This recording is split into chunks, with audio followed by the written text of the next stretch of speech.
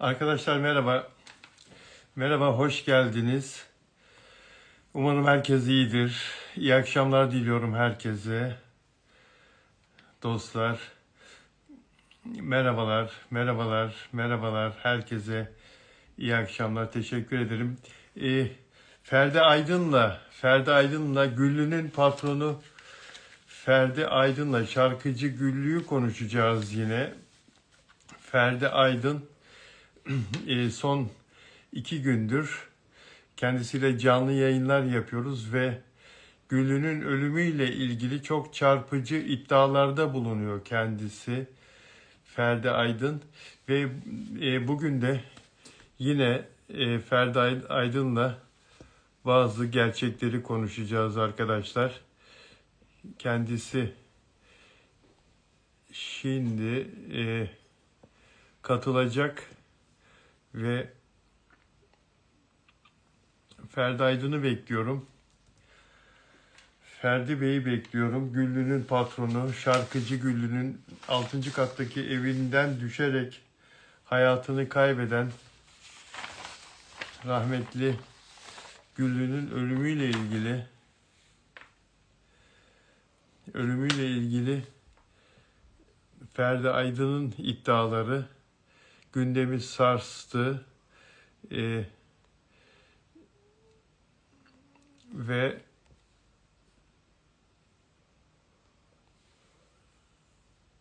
yeni gelişmeler var. Bu yeni gelişmeleri konuşacağız. İşletmeci Ferdi Bey ile. Evet, Ferdi Bey.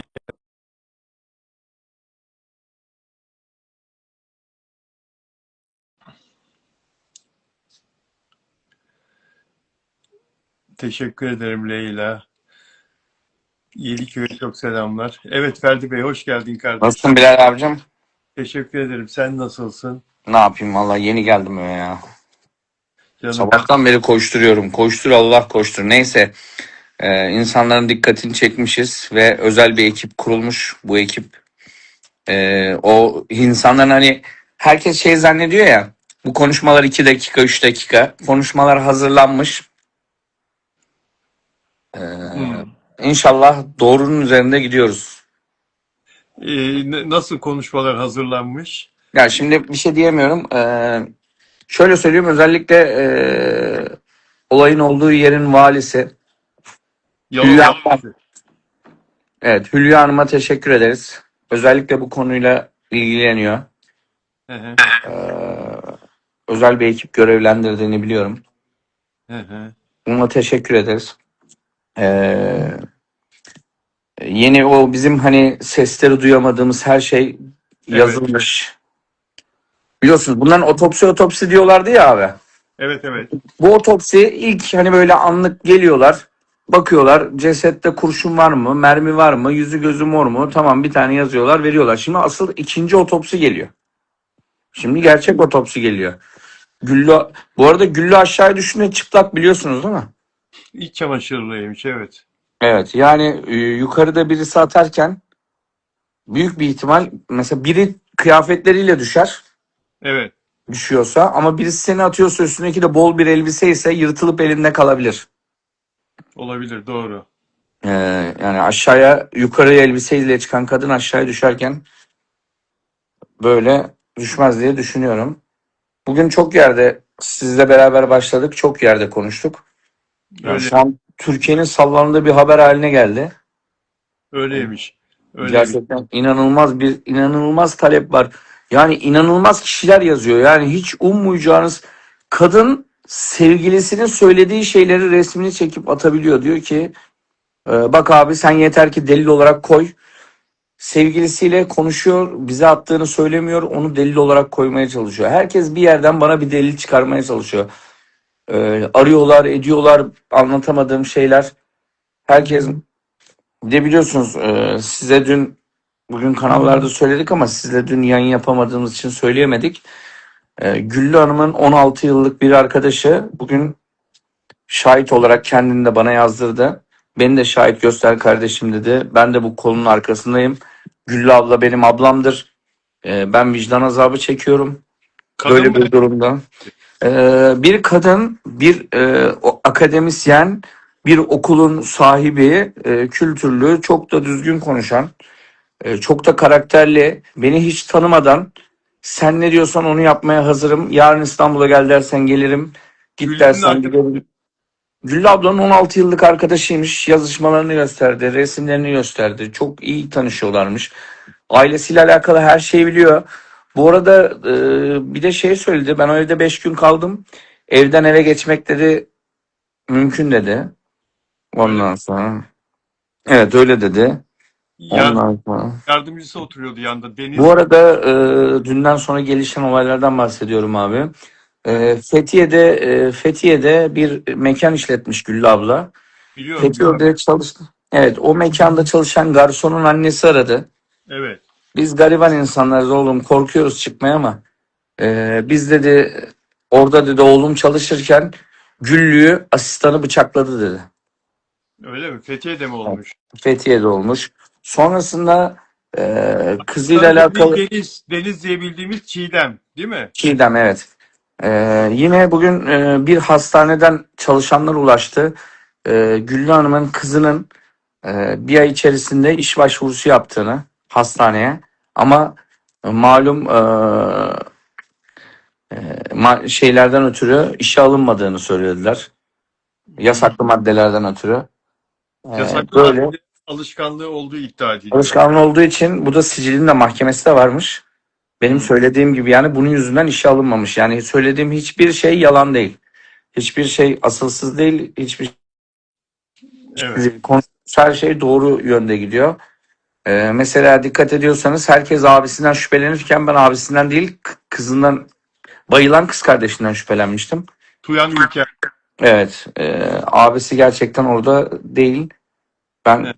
kızından şüphelendim. Onun üzerine iyice tepkiler yoğunlaştı. Senin Yani şüphelenmenin bir nedeni de şu muydu acaba? Kız çok fazla feveran etti. Çok acı yaşadı. Çok abi acaba bunu rol olarak mı şimdi yapıyordu diye bir şey mi geldi aklına? bugün o Güllü ablayı tanıdığını söyleyen arkadaş, abla, dost diyeyim ona. Hiç tanımadan o kadar çok güven verdi, o kadar beni videoya çek dedi ve bunları delil olarak koyabilirsin dedi. Allah Allah. Evet, Allah. bugün canlı yayına katıldı, işini bıraktı ve hatta akşam bir canlı yayına daha katıldı. Dedi ki benim kariyerim çok önemli, benim işim çok önemli ama Güllü ablanın bende hakkı var. Gerekirse işimden vazgeçerim, okulumu kapatırım. Bilirsem ki linç yiyeceğim, mesleğimden olurum ama ben de şahit olurum. Yani ne diyor kadın? Allah. Cinayete mi Kadın mesela şöyle bir başlıyor? şey söylüyor. Kadın mesela şöyle bir şey söylüyor. Kadın demeyeyim, abla diyeyim ona. Güzel insan. Ee, Şöyle diyor ki Güllü'nün kızı yasaklı madde kullandığı için benim yanıma gelirdi Samsun'a ve ben ona hani burada estetik vesaire yaptırdık Güllü'yle beraber. Ki buralarda bir şeyler bulamaz, bu işi bırakır vesaire diye düşündük. Şeyde Güllü Yasaklı madde anlamında. bulamaz diye düşemez. Güllü'nün kızı da bahsettiğim kadına şöyle şeyler söylemiş. Benim eğer annem düzgün bir anne olsaydı, bize bu tarz sorunlar geçmiş tarihte babamdan boşanmasaydı, babamla sıkıntılar yaşamasaydı, şimdi biz bu halde olmazdık. Ben de böyle işte bir şeyler içiyor olmazdım. Her şeyden annesini sorumlu tutuyormuş. Ve şöyle kelimeler sarf etmiş yine. Elimden gelse annemi öldürürüm diye defalarca kez söylemiş. O kadar sevmiyorum ki elimden gelse annemi öldürürüm söylemlerinde bulunmuş. Bunu Tuyan Ülkem, Güllü'nün Evet, evet, evet, evet. Ya zaten dedim ya, ben bu lafı yanımda, duyan o öğretmen diye okul sahibi Samsunlu. evet, evet, evet. Yani şimdi çok da düzgün bir kadın.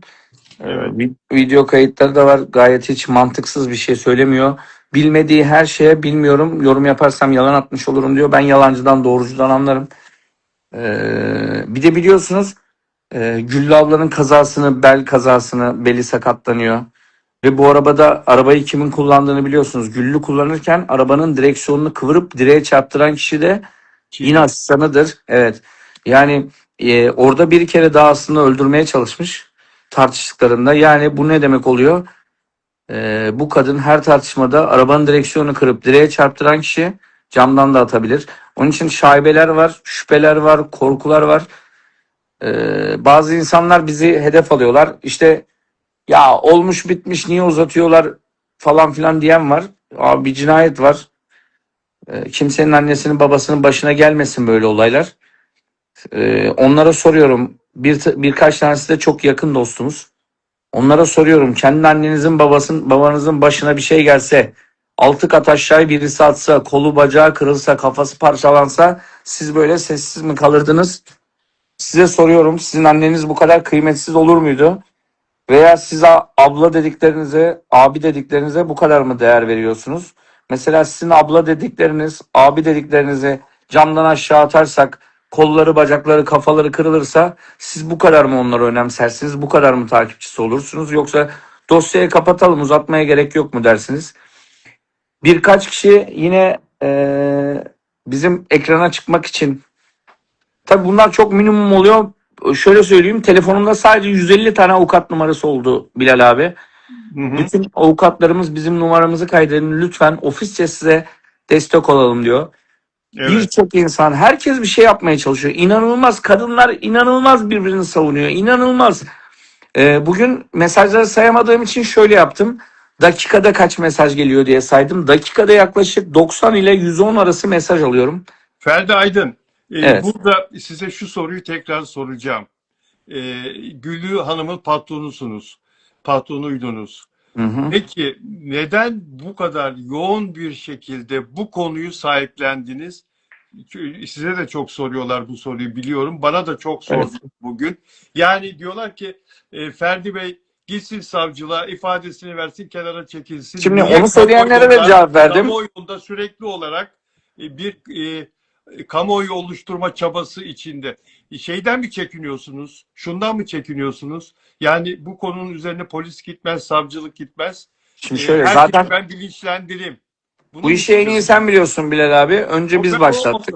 Tabii biliyorum. Ben hani bu bilmeyenler için sizden bunu dinlemek istiyorum. Evet. Şimdi şöyle, biliyorsunuz normalinde Güllü Hanım'ın yakınındaki herkes, annemiz bugün camdan düştü, herkes hakkını helal etsin, yarın cenazesine davet ediyoruz dediler. Herkes Aynen. de başınız sağ olsun, Allah rahmet etsin. Herkes Aynen.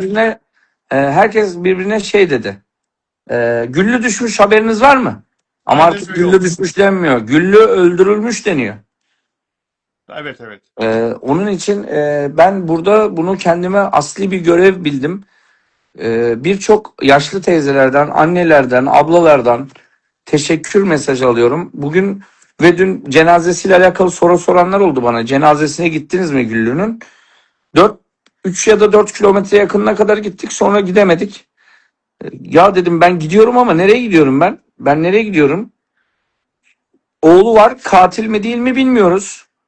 Menajeri katil mi değil mi bilmiyoruz. Orada bir organize bir şeyler mi var? Biz onlarla yan yana tabut mu taşıyacağız? Amin mi diyeceğiz? Dualarınızı kabul edin, öteki dünya var dediklerinde amin mi diyeceğiz? Ya dedim, doğru değil yani. Bir baktım ki hiç kimse bir şey yapmıyor. Herkes kendinden korkuyor. Ya yakınların hepsi telefonlara çıkıyorlar.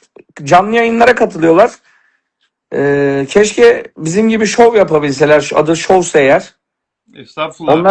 Onlar da keşke şov yapabilseler. Estağfurullah. Ben şu an Şov yapan insan senin gibi konuşmaz. Hayır, ben onlara bir daha söyleyeyim. Şov yapmak böyleyse onlar da yapsın. Ben 3 gündür cinayet masası beni alsın diyorum. Cinayet masası gelip beni alırsa belki 3 gün sorguda tutabilir. 72 saat küçücük bir odada sorguda kalabilirim.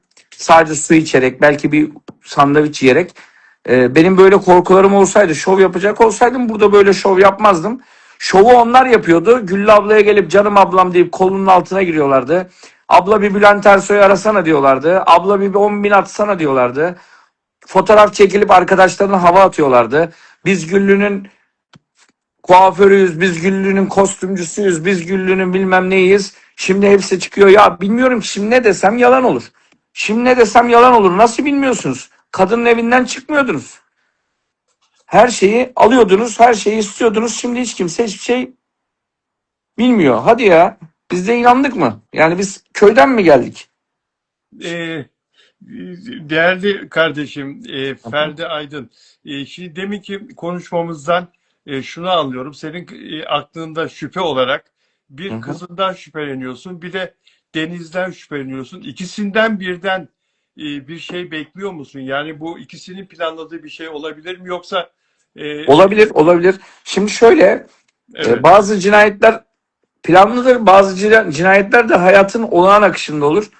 Şöyle, eğer ki bu planlı bir cinayet olmuş olsaydı, Güllü abla dikkat edin kendi gidiyor yukarı. Plan yok. Burada mutabıkız yani orada bunlar planı kurdu şöyle böyle değil. Ama Güllü abla gittikten sonra orada bir şey görüyor.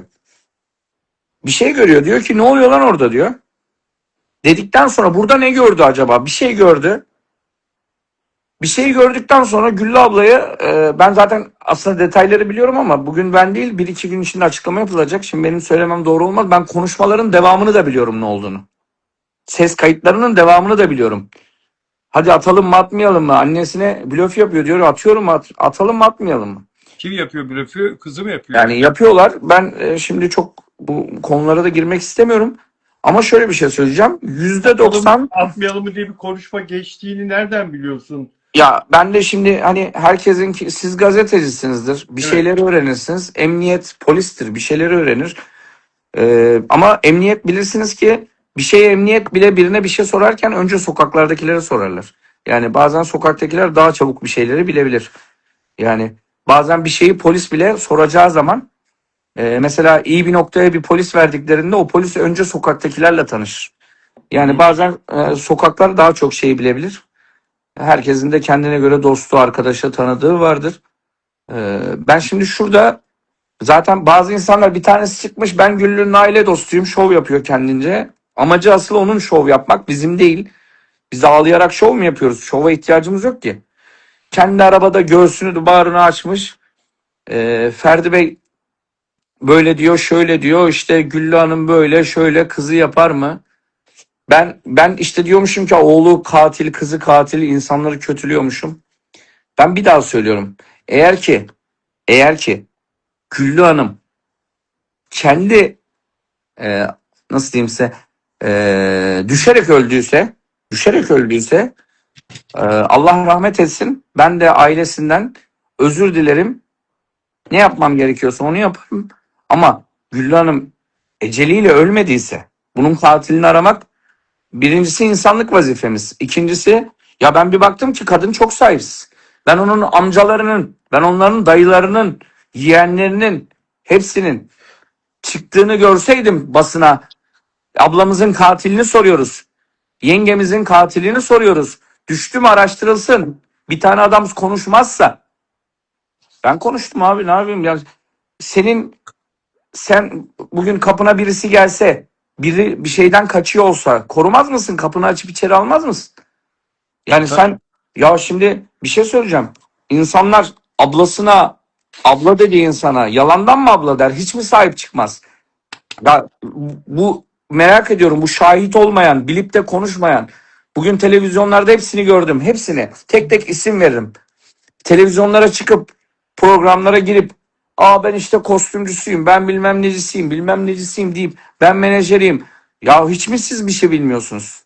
Kime ne anlatıyorsunuz? Benim bildiğimin 10 katını biliyorsunuz. Neden konuşmuyorsunuz? Yani neden Konuşmuyoruz. Kimse konuşmuyorsunuz? senden başka bu konunun üzerine giden yok. Kimse Ferdi, konuşmuyor. Ben 10 Ferdi, tane sana şunu sormak istiyorum. Sen bu konuya ilk başladığında, vefat ettiğin ertesi gün bu konuyu ele aldığında inancın yüzde kaçtı? Kendi başına düşmediğine dair şimdi yüzde kaç? abi şimdi şöyle derler ya çok okuyan mı bilir, çok gezen mi bilir? Kesinlikle çok yaşayan bilir abi. Ne yaşayacağını, nasıl olduğunu, neyin düştüğünü, kimin ben adamın gözüne bakınca adamı öldürüp öldüremeyeceğini anlarım. Yani ben şimdi bir tane kız çocuğu 24 yaşında anne ben bilsem ki bunun cinayet işleyemeyeceğini iftira atar mıyım ya? Ben en çok ne istiyorum biliyor musun Bilal abi? En çok o kızın öldürmemesi yani onun öldürdüğünü düşünmek bile istemiyorum aslında. Niye biliyor musunuz?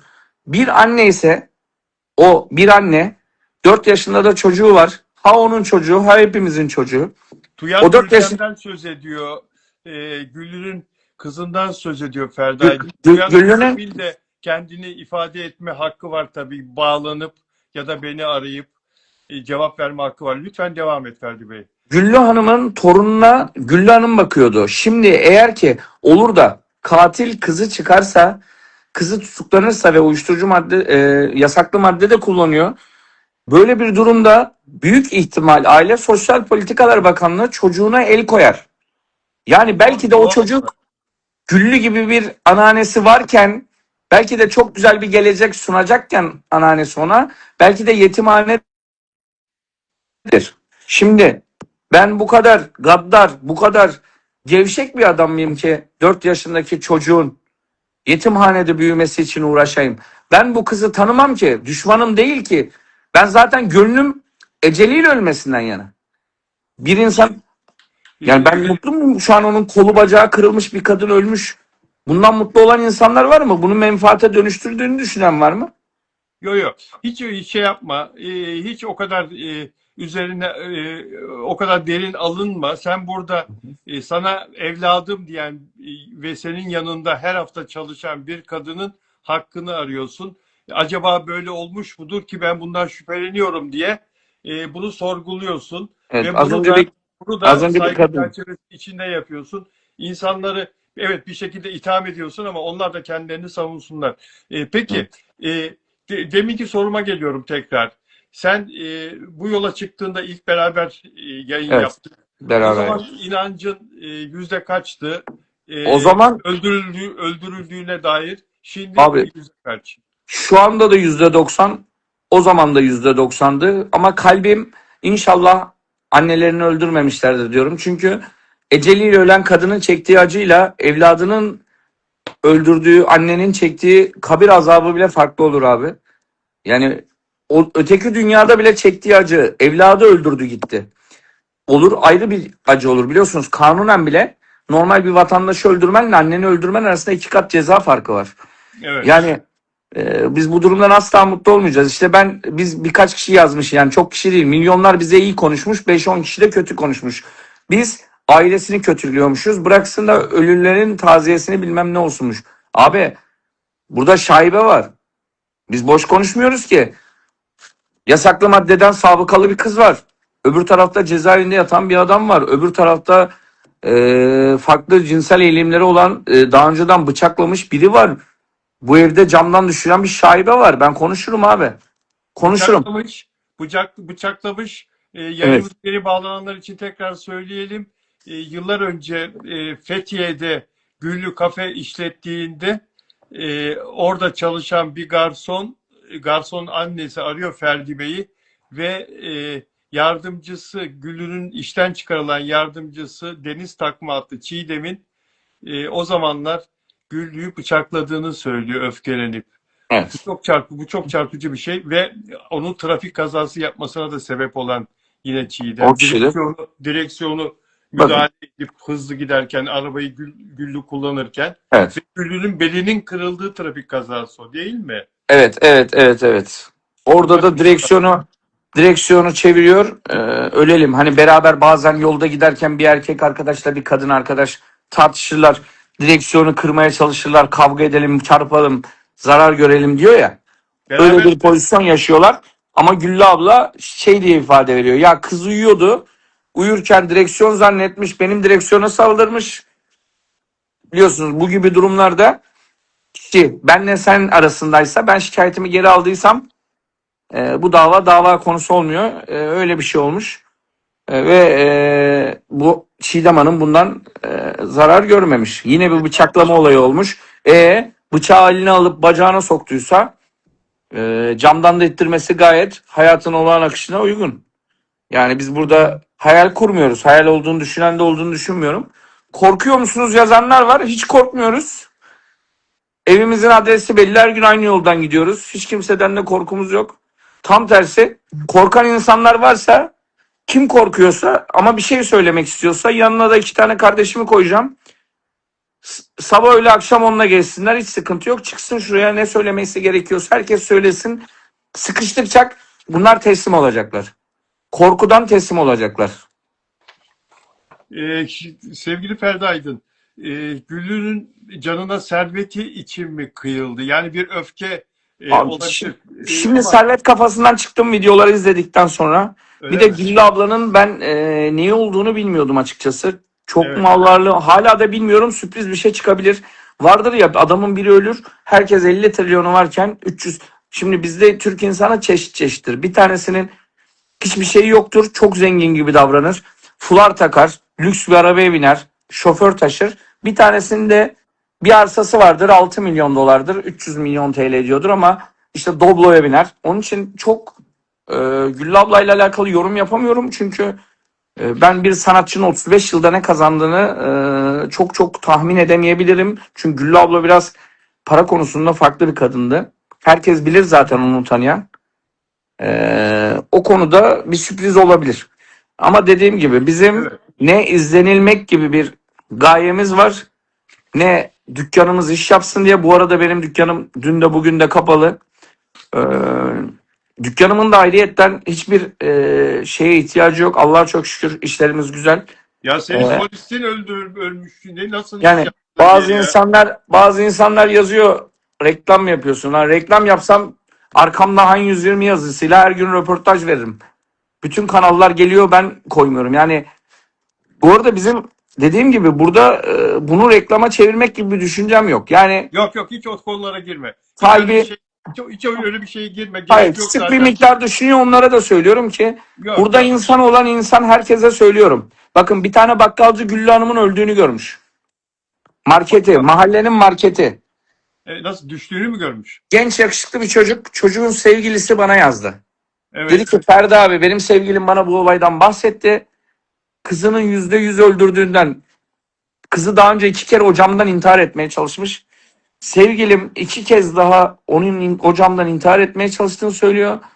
Ve ben sevgilim %100 kızının annesini öldürdüğünü düşünüyor. Ama dedi 3 gündür Güllü'yü de yerde öldüğünü görmüş, Güllü ablanın. 3 gündür deli gibi alkol içiyor ama cesaret edip de televizyona çıkamıyor. Bugün hatta çocukla yine mesajlaşıyor. Benim haberim olmadan kız çocuğun mesajlarını bana atıyor. Bana diyor ki çocuk ona diyor ki bugün televizyon kanalına çıkmamak için kendimi zor tuttum. Şimdi herkese sesleniyorum. Kimse kendini zor tutmasın. Bu bir insanlık görevi. Bugün Güllü abla öldürüldü. Yarın Leyla'lar ölür, Ayşe'ler ölür, Fatma'lar ölür. Siz susarsanız herkes ölür abi. Herkes birbirine susar. Siz sustukça bu iş böyle uzar gider. O bakkal orada mı oturuyormuş?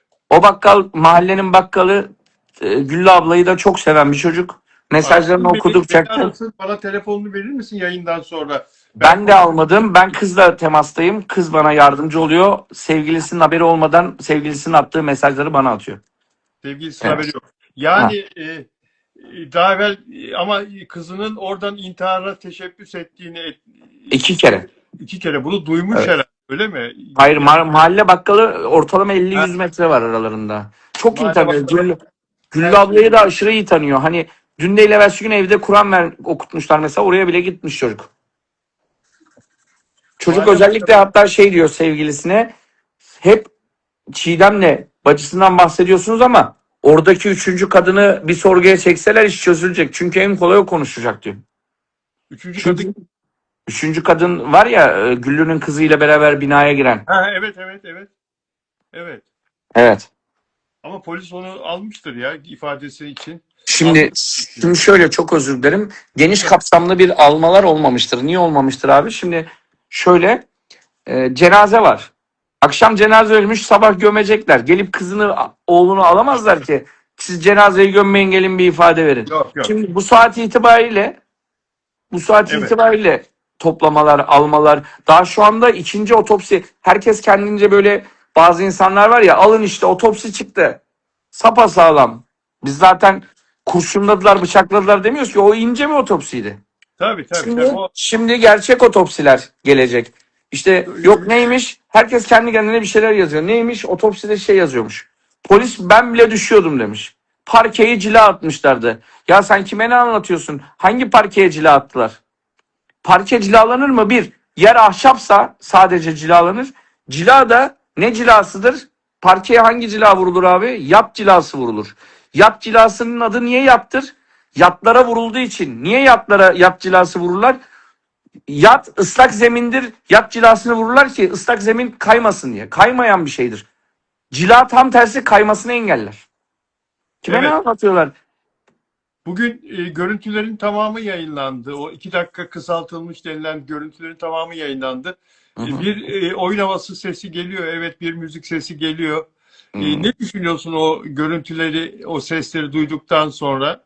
Abi şimdi şöyle çok çok detayıyla bir şey görülmüyor. Ama biliyorsunuz ki bu kamera sadece tek bir kameradan ya da ikinci bir kameradan yarım yamalak çekilen görüntüler. Bu evdeki kamera sayısı daha fazla. Tabii. Şimdi tüm kameraların kayıtları alındığı zaman onlar cihazlara bağlandığı zaman uğultulu geliyor şu an. Cihazlara bağlandığı zaman zaten tık tık tık tık tık hepsi çıkacak. Ülkemizde öyle bir teknoloji var ki abi. Adam istihbaratta atıyorum polis senin resmini böyle çekiyor telefonuyla düğmeye bir basıyor. Senin 7 sülalenin her şeyi çıkıyor. Adam Evet. adam senin telefon numaranı giriyor. Bir bakıyor bütün kaldığın oteller, yaşadığın hayat, neredesin, şu an neredesin? Adam bir kafeye giriyor, düğmeye basıyor. O kafede kaç kişinin oturduğunu ve telefon numaralarını buluyor. Yani bunun için bizim ülkemizde teknoloji çok iyi. Polisimiz de iyi çalışıyor. Özellikle de Vali Hanım işin takipçisi. Çok. Bugün trafikte bir plakayı şikayet etmek için 112'yi aradım. Bana noktamı söyledi ya. Arabayla Evet. olduğumu hemen bana karşıma çıkan bayan, Hı hı. Bilal Bey şurada mısınız şu an? Evet, oradayım dedim. Yani Evet. bu kadar da artık entegre teknolojiye her Ya tabii anlamda. insanlar mesela hep şey diyor ya telefonlar dinleniyor falan filan. Telefonlar kapalıyken bile dinleyebiliyorlar. Bizim ülkemiz böyle gelişmiş bir ülke. Kimse beğenmiyor ülkemizi bazen ama telefon kapalıyken bile ortam dinleme cihazıyla dinliyorlar yani. Öyle onun için bu katil bulunacak cinayet dosyalarında da çok inceleyip sık dokuyorlar. Ama bir Evet. haftaya bulunur ama 10 güne. Zaten vicdan azabıyla bile bunlar birbirine girecekler. Şimdi korkular başladı. Şimdi şöyle bir şey var. Katil 30 yıl alacak. İtiraf eden kurtaracak. İtiraf etmeyen katil 30 alıyorsa o 20 yıl alacak. Onun için atan kişinin yanındaki onu satması lazım. Satmazsa yandı.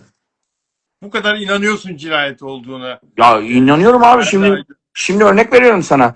Bir anne olsaydı, anne hemşire olsaydı, aylık maaşıyla kızının biberonunu, ayakkabısını almaya çalışsaydı ben zaten bunları konuşmazdım.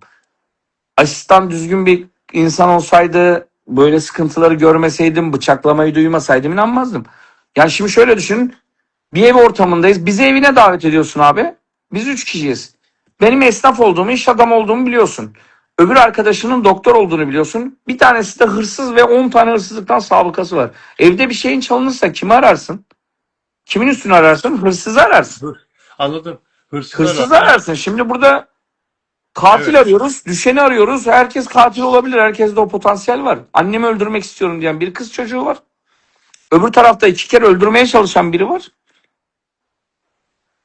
Yani Bu onun için Samsun'daki hanım, okul sahibi hanım, Güllü'nün arkadaşıyım diyen, evet. e, Yalova'ya gidip savcıya ifade verecek mi, yoksa? Bana onun kardeşi de avukatmış. Bana dedi ki sen bana okey verdiğin an ben sana bağlayayım.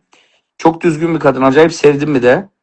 Sen bana dedi okey verdiğin an ben hemen gider savcılığa ifade veririm. Ama şimdi bizim kendi kendimize bazı insanlar bize soruyor. Niye televizyona çıkıyorsunuz ki? Gidin ifade verin. Ben nasıl gideyim kendi kendime ifade vereyim? Evet. Şimdi sen bana bir tokat attın Bilal abi. Bir tokat attın. Ben seni şikayet etmezsem ben seni şikayet edeceğim. Savcı da seni ifadeye çağıracak. Ki sen ifade veresin. Ben seni şikayet etmemiştim. Sen kendi kendine gidip ben Ferdi'ye bir tokat attım ifade vereceğim diyebilir misin? Diyemez. Biz kendi Evet. kendimize savcılığa gidemeyiz. Savcı bizi alacak. Gelin kardeşim buraya siz kimsiniz? Hayırdır? Ne biliyorsunuz? Anlatın. Biz de bildiklerimizi şimdi anlattıklarımızın 2 katıyla beraber anlatacağız. Bu Çiğdem Hanım'ı ifadeye aldılar mı? Duydun mu? Bugün aldılar diye biliyorum. Hatta ben kurnazlık yapıp arattırdım da telefonu da kapalıydı. Öyle mi? Yani Tabii büyük bir ihtimal telefonları da dinlemedir dedi zaten.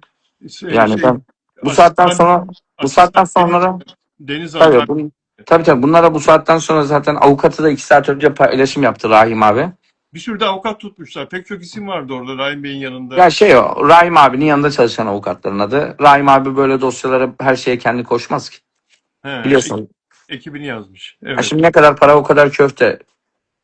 Evet. Biraz da ekmek var yani işin ucunda. Onun için bazen şekil olsun diye bile yazarlar. O yazıyı paylaşmak, reklam olsun, basına çıksın. Biliyorsunuz o sektörde de bir reklam şeyi var. Seni aradı mı avukatı? Yok, aramadı, aramaz da Evet. zaten. Çünkü karşı tarafı seni aradığı zaman olay başka yere gider. İftiraya meyilli olur. Ben kendimce mesela ben Rahim abiye tabii böyle bir şey demem. Başkasına da demem de işte beni aradılar, tehdit ettiler diyebilirim. Beni aradılar, para teklif ettiler diyebilirim. Evet. Onun için karşı taraflar aranmaz böyle durumlarda. Ne ben onları ararım ne onlar beni arar.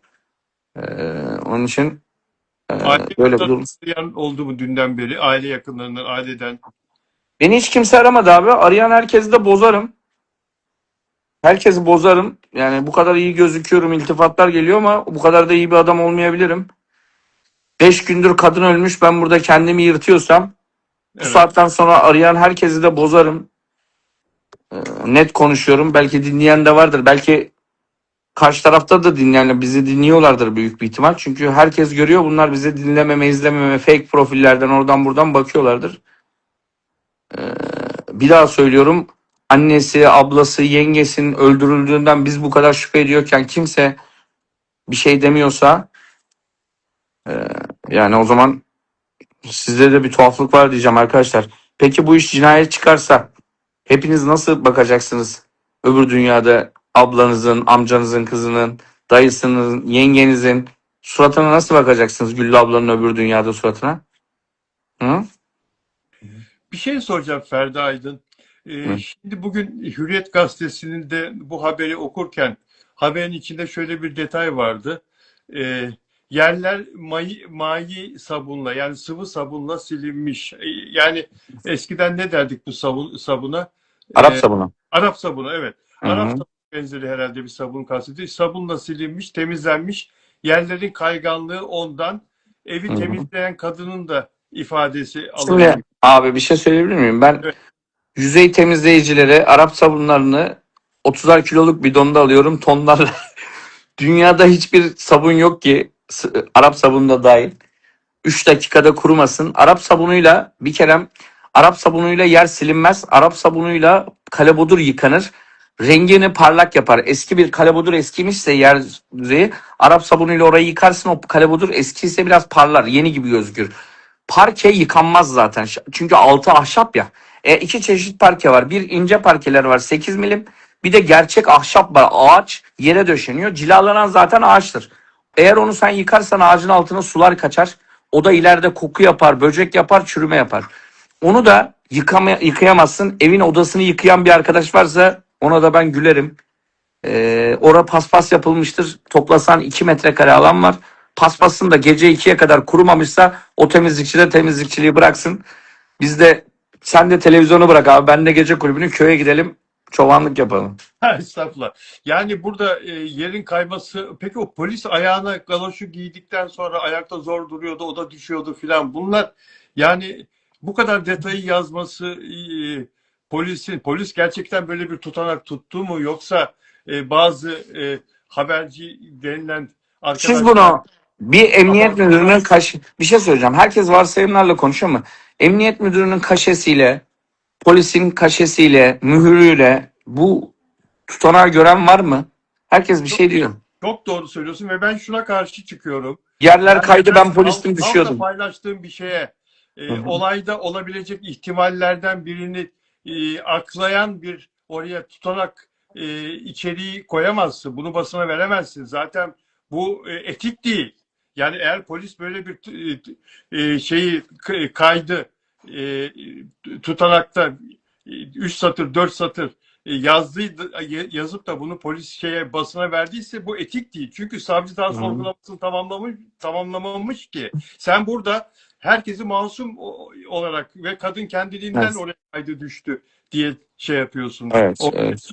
çıkarıyorsun. Bu arada Ya çok küçük polis bir de memurunun bile ayakta zor dur. Böyle bir şey ben kabul etmiyorum. Bir öyle bir gazeteci. yerde 50 yıldır ama parke var.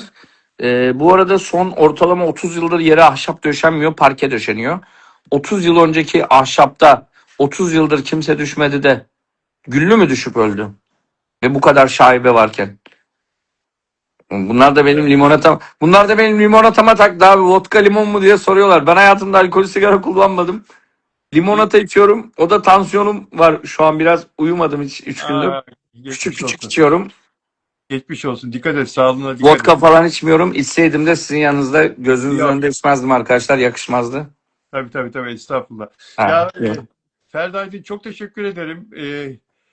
Bu Ben teşekkür ederim. ek bilgiler için. Umarım yani şunu diliyorum. İnşallah kızı katil değildir. İnşallah İnşallah. oğlu katil değildir. İnşallah aileden biri cinayet işlememiştir. Bu çok daha acıyı büyütür tabii. Bakalım, ama çok da merak ediyorum. Seni de kutluyorum bu güzel Güllü'ye karşı görevini yerine getiriyor olmandan dolayı. Yok, birçok sanatçı bile yazdı. Bu Evet, arada Güllü abla kızının yasaklı maddeyi bırakması için Türkiye'nin starlarından birinden bile destek istemiş. Ama o kadın desteği boş verin telefonları bile açmamış. Seda Böyle Sayan, demiş. doğru mu? Evet. Seda Sayan'ın öyle bir, Evet. duydun mu Çok sen de? yakın. Evet. Bulaşmak istememiştir. Yani şöyle tabii o da belki başını ağrıtmak istememiştir. Bugün öyle yakınlarından birinden kesin bir şey duydum. Evet, Seda Sayan'ın da bu arada cevap hakkı var. Seda Sayan'ın da Güllü ile ilgili söyleyecekleri varsa. Ya Güllü abla iyi kadındı ya. Kim ne derse desin iyi kadındı. Öldürülmeyi hak etmedi. Hiçbir kadın öldürülmeyi hak etmiyor. Asla, Ee, asla, Bu asla. arada inanılmaz bir kitle var Bilal abi. Ya ben de yıllardır basının içindeyim. Birçok olay gördüm ettim. Abi bu seferki çok başkaydı. Ya sanki ya inanır mısın günlük 100.000 kişi mesaj atar mı bir insana? 100.000 kişi. Ya, Yani günde 100.000 kişi mesaj atıyor ve öyle dualar var ki bastığın toprak, anneme dualar, onlara dualar, bunlara benim dualar. tabii insanlar çok etkileniyorlar. Çünkü çok sevilen bir insandı Güllü. Evet. Hayır dualar alıyorsun kardeşim. Allah herkesten razı olsun.